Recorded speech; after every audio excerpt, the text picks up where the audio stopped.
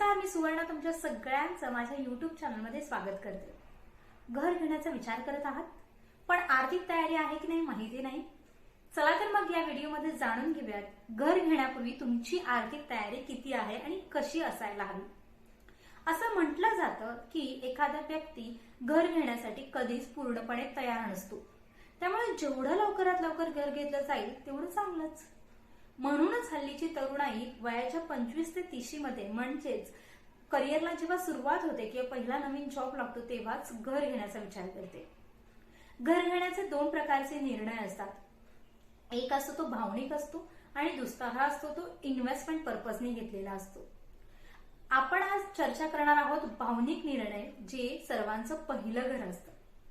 तुम्ही झोपेतून अचानक उठून असं म्हणू शकत नाही की मला आज घर विकत घ्यायचं आहे। त्यासाठी एक गणित असावं लागतं, त्यासाठी एक आकडेवारी असायला लागते। तर याच गोष्टींवर आज आपण चर्चा करणार आहोत। चला तर मग पहिल्या मुद्द्याला सुरुवात करूयात। मुद्दा क्रमांक 1 आहे तो म्हणजे डाऊन पेमेंटचा। तुम्ही तुमची रियालिटी चेक केली पाहिजे की तुमच्याकडे सध्या किती कॅश अवेलेबल आहे। यासाठी आपण एक उदाहरण पाहू।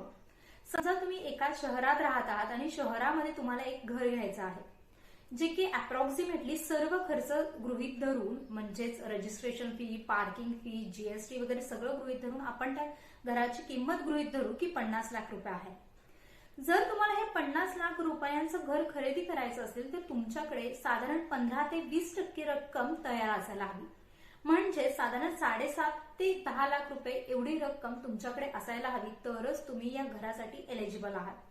कारण बँक सुद्धा म्हणते की तुमची कॅपॅसिटी किती आहे किंवा तुम्ही 15 ते 20% देण्यासाठी तयार असाल तरच उर्वरित कर्ज ते त्यांनी तुम्हाला द्यायला तयार आहात। आता तुम्ही म्हणाल की मला ते 50 लाखाचंच घर घ्यायचं आहे पण माझी कॅपॅसिटी 5 लाखाचीच आहे। कारण सर्वसामान्य आपल्या लोकांमध्ये असं घर घेण्याची पद्धत अशी असते की आपल्याकडे एक अमाऊंट जमा झालेली आहे, त्याचा आपण पूर्ण अंदाज घेत नाही, पण आपण घर शोधायला सुरुवात करतो। मग कुठेतरी एक घर आपल्याला आवडतं आणि त्याच्यामध्ये आपली भावनिक गुंतवणूक होते आणि या गुंतवणूक झाल्यानंतर आपण ठाण मांडतो की मला हेच घर घ्यायचं आहे आणि आपल्याकडे ते 50 लाखाचं घर घ्यायला 5 लाख एवढाच फंड असतो। अशा केसेसमध्ये काय होऊ शकतं तर 5 लाखाच्या तुलनेनं जर रक्कम काढली तर तुम्ही 25 ते 30 लाख रुपयांपर्यंतच घर घेऊ शकता। खूप मोठी झेप तुम्ही घ्यायला जाऊ नका, कारण हा आर्थिक व्यवहार आहे आणि असं म्हटलं जातं की पैशांचं सोंग कधीच घेता येत नाही। त्यामुळे तुमची रियालिटी चेक करा। जर तुम्हाला 50 लाखाचं घर घ्यायचं आहे तर 7.5 ते 10 लाख एवढा फंड तुमच्याकडे असणं खूप गरजेचं आहे। दुसरा महत्वाचा मुद्दा आहे तो म्हणजे ईएमआयचा। आता तुम्ही सर्व आयुष्याची पुंजी लावून डाऊन पेमेंट तर केलं आणि 50 लाख रुपयांचं घर घेण्याचा विचार तर केला, पण डाऊन पेमेंट हा झाला इनिशियल फेज, इनिशियल टप्पा झाला। आयुष्यभर तुमच्या सोबत राहणार आहे ते ईएमआय। आयुष्यभर याच्यासाठी म्हणते कारण हा ईएमआय पुढचे 25 ते 30 वर्ष चालू राहणार असतो। त्यामुळे हा या ईएमआयला खूप अंडर एस्टिमेट केलं जातं, जे की केलं नाही पाहिजे असं माझं म्हणणं आहे। आता पुन्हा एकदा तेच उदाहरण घेऊया जिथे आपण 50 लाखांचं घर खरेदी करण्याचा विचार केला आहे। या 50 लाखामध्ये तुम्ही 20% रक्कम डाऊन पेमेंट म्हणून दिलीत, जी की साधारण रक्कम आहे 10 लाख रुपये। उर्वरित 40 लाख रुपये आहे त्यासाठी तुम्ही बँकेकडे गेलात आणि बँक तुम्हाला 40 लाखाचं लोन देणार आहे। यासाठी तुम्हाला जे मासिक हप्ता पडणार आहे तो आहे 27,510 रुपयांचा, बरोबर। पण यापूर्वी आपण कधीच त्या व्यक्तीचा प्रकार किती आहे यावर डिस्कशन केलं नाही। आता या व्यक्तीचा पगार आपण गृहीत धरूयात की त्याला 50,000 रुपये एवढं मासिक वेतन आहे।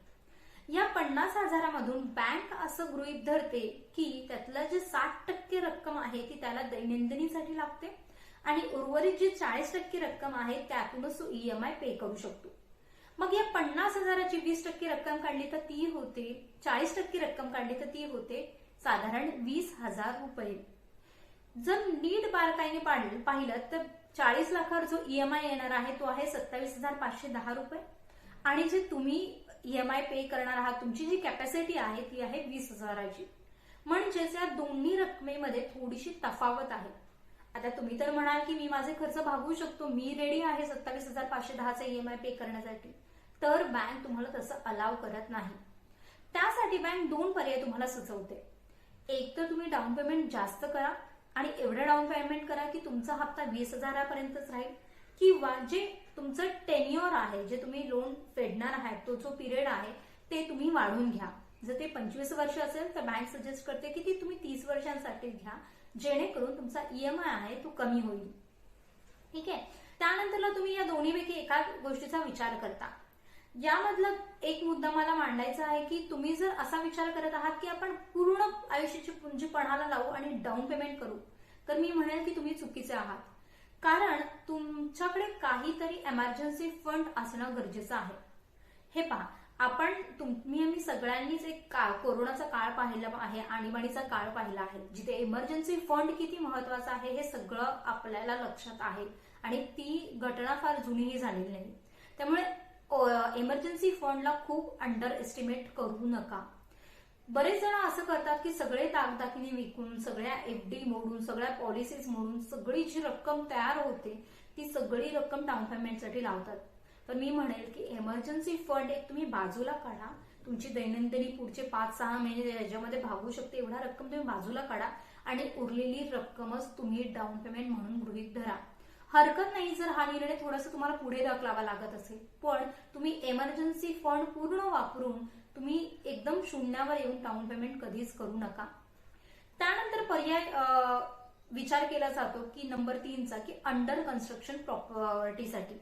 कारण होतं असं की आता मला ईएमआय तर लगेच तेवढा झेपणार नाहीये, काही एका वर्षानंतर मला इन्क्रीमेंट झाल्यानंतर मी तेवढा ईएमआय पे करू शकते, किंवा असे बरेच मुद्दे असतात की मला सिटीमध्ये घर घ्यायचं आहे पण डिस्काउंट रेटमध्ये अंडर कन्स्ट्रक्शन प्रॉपर्टीला बऱ्याचदा मिळतं, ते मी घेऊ शकेल. तर जर तुम्ही अंडर कन्स्ट्रक्शन प्रॉपर्टीसाठी जात असाल तर मी तुम्हाला सुचवेल की तुम्ही याचा विचार केला पाहिजे. कारण तुम्ही हे पहिलं घर आहे जे तुम्ही प्रॉपर्टी विकत घेत आहात असं आपण गृहीत धरतोय, तर तुम्ही आधी एक भाडं पण पे करत आहात. त्यानंतर अंडर कन्स्ट्रक्शन प्रॉपर्टी घेतल्यानंतर काय होतं की बँक बिल्डरला एक अमाऊंट पे करते. हे अमाऊंट तुमच्या बिल्डिंगचं कन्स्ट्रक्शन किती झालं आहे त्याच्यावरती डिपेंड करते. असं गृहीत धरू की बिल्डिंगचं काम 50% पूर्ण झालेलं आहे आणि बँकेने बिल्डरला 50% रक्कम दिलेली आहे, जी साधारण 20 लाख रुपये आहे. या 20 लाख रुपयांवर तुम्हाला ईएमआय सुरू होतो. हा ईएमआय जो असतो तो साधारण कमी असतो, पण हा ईएमआय नसतो हे पहिल्या लक्षात घ्या. कारण हा ईएमआय म्हणजे 20 लाखावरचं फक्त आणि फक्त व्याज असतं. त्याच्यामध्ये कुठेही मुद्दल गृहीत धरली जात नाही. तुमचा ऍक्च्युअल ईएमआय जो आहे तो तुम्ही जो घराचा ताबा मिळालेला आहे, ताबा मिळाल्यानंतर तुम्ही जे डॉक्युमेंट्स बँकेला सबमिट करता त्याच्यानंतर पुढच्या 25 वर्षांसाठी तो ईएमआय सुरू होतो. आधी तुम्ही कितीही ईएमआय पे केले तरी तो ईएमआय किंवा मुद्दल म्हणून गृहीत धरली जात नाही. दुसरा महत्वाचा याच्यामध्ये मुद्दा आहे की तुम्ही जे भाडं पे करणार आहात आणि हा जो ईएमआय करणार आहात त्याची जर एकत्र टोटल केली तर तेव्हा तुम्हाला लक्षात येतं की ही जो आकडा आहे तो साधारण तुमच्या फायनल ईएमआयच्या आसपासच आहे किंवा त्याहूनही अधिक आहे. त्यामुळे हाही विचार करा की तुम्ही जर असं विचार करत असाल की ईएमआय कमी पडेल, त्यामुळे आपण घेऊ, घर स्वस्तात पडेल वगैरे, तर हा विचार करा की तुम्ही जे रेंट देत आहात त्याच्या तुलनेमध्ये तुम्हाला ते परवडणार आहे की नाही. नंबर 4 गोष्ट आहे की तुमच्या नोकरीची स्थिरता खूप बघणं आवश्यक आहे. जर व्यवसाय करत असाल तर व्यवसायाची स्थिरताही चेक करणं आवश्यक आहे. हल्ली होतं असं की कॅपॅसिटीच्या बाहेर जाऊन घर विकत घेणं प्रकार खूप वाढलेले आहेत. त्यामुळे नवरा बायको दोघांच्यावरती एक लोड येतो आणि दोघं मिळून घर घेण्याचा विचार करतात. अर्थातच याच्यासाठी एक कौटुंबिक प्रेशर असतं, एक भावनिक गुंतवणूक असते, आपलं पहिलं घर म्हणून वगैरे. पण यावेळेला जर तुम्ही दोघांचे जे इन्कम आहे, उत्पन्न आहे, त्या दोघांच्या उत्पन्नावर जर घर घेणार आहात तर तुम्ही खूप जास्त विचार केला पाहिजे. कारण बऱ्याच वेळेला महिलांना करिअरमध्ये गॅप येतो मुलांमुळे किंवा इतर कारणांमुळे, किंवा आपण एक पॅन्डेमिकचा काळही पाहिला आहे की जेव्हा की नोकरीमध्ये स्थिरता राहणं हे फार कमी झालं होतं. त्यामुळे तुम्ही तुमच्या नोकरीची स्थिरता पाहून त्यानुसारच ईएमआय किती अफोर्ड होईल यानुसार तुम्ही रिस्क घेतली पाहिजे. त्यामुळे असा विचार करू नका की बाबा आपण दोघं जण सध्या कमवत आहोत तर आपण दोघांच्या इन्कमवर एक ईएमआय घेऊया. तुम्ही असा विचार करा की हे किती लॉंग टर्म तुम्हाला पॉसिबल आहे. कदाचित भविष्यात जाऊन तुमची इन्क्रीमेंट ही होणार आहे, त्याच्यामुळे तुम्हाला ईएमआय छोटा वाटू शकेल, एकच पेलू शकेल वगैरे वगैरे. पण त्या सगळ्याचा अंदाज घेतल्यानंतर तुम्ही या सगळ्या गोष्टीचा विचार करा असं म्हणायला हरकत नाही. मी तर असं म्हणेल की तुम्ही एकाच्याच पगारावरती जेवढा ईएमआय होतो तेवढाच पेलवा आणि जो दुसऱ्याचा पगार आहे तो घर खर्चासाठी किंवा इतर ह्याच्यासाठी गृहीत धरा. दोघांच्याच पगारावरती EMI घेणं मी तरी सजेस्ट करत नाही. त्यानंतरचा मुद्दा आहे की आयुष्यात बरीच कर्तव्य आहेत आणि बरीच ध्येय सुद्धा आहेत जी घरापेक्षाही जास्त आवश्यक आहेत. जसं की मुलांचा खर्च, मुलांचं शैक्षणिक करिअर, बाकी तुमचे ज्या आवडीनिवडी आहेत त्या सगळ्या. आपण जर खूप बारकाईने पाहिलं ना तर लक्षात येईल की आपला आईबाबांचा जो काळ होता, जे आता 50-60 मध्ये आहे, तेव्हा त्यांनी घर कधी घेतलं? त्यांनी त्यांच्या घर उतरत्या वयामध्ये घेतलं, म्हणजे 50 मध्ये घेतलं.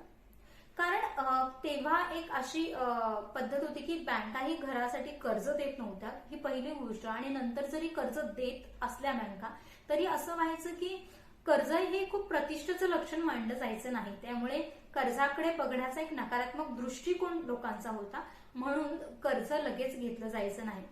मुलं मोठी, मुलं शिक्षण होईपर्यंत, म्हणजे माझ्या बाबांचंही मी सांगते की त्यांनीही घर खूप उशिरा घेतलं, पण त्यांनी कर्ज न घेता घर घेतलं. त्याच्यामुळे असा विचार करू नका की घर खूप उशिरा होईल, खूप वयाच्या खूप वेगळ्या टप्प्यावर होईल, पण आपली आयुष्यात बाकीचीही जी काही ध्येय आहेत तीही कम्प्लीट होणं गरजेचं आहे. तुम्ही आज जरी लोनवर घर घेणार आहात तरीही त्या घराची पूर्ण मालकी आहे ती मालकी तुमची वयाच्या 50 किंवा 60 मध्येच होणार आहे, हेही तुम्ही लक्षात घेतलं पाहिजे. कारण तुम्ही जे लोन फेडणार आहे ते 25 ते 30 वर्षांसाठी असणार आहे पुढील. आणि त्यामुळे जेव्हा तुमच्याकडे लोन फिटल्यानंतरला तुमच्याकडे पूर्ण मालकी येते तेव्हापर्यंत तुमचं वय हे साधारण 50 ते 60 वयापर्यंत असणार आहे. त्यामुळे मी तरी सजेस्ट करेन की घर घेणं हा कौटुंबिक दबाव असतो बऱ्याच वेळा, किंवा भावनिक एक प्रेशर असतं, पण तुम्ही कुठल्याही प्रकारचा दबाव तुमच्यावर आणू नका. घर घेणं ही काही शर्यत नव्हे. याने नातेवाईकांनी घर घेतलं म्हणून आपणही घेतलं पाहिजे असं नाही. आपली आर्थिक तयारी असणं गरजेचं आहे. यामध्ये कोण पुढे गेला, कोणी आधी घर घेतलं आणि कोणी नंतर घर घेतलं हेही महत्वाचं नाही. कोण चूक होता आणि कोण बरोबर होता हेही महत्वाचं नाही. फक्त आपण जसं डिस्कस केलं त्याप्रमाणे तुम्ही सगळ्या घटकांसाठी जर तयार असाल, फायनान्शियल फिट असाल, तर तुम्ही नक्कीच घर घेऊ शकता.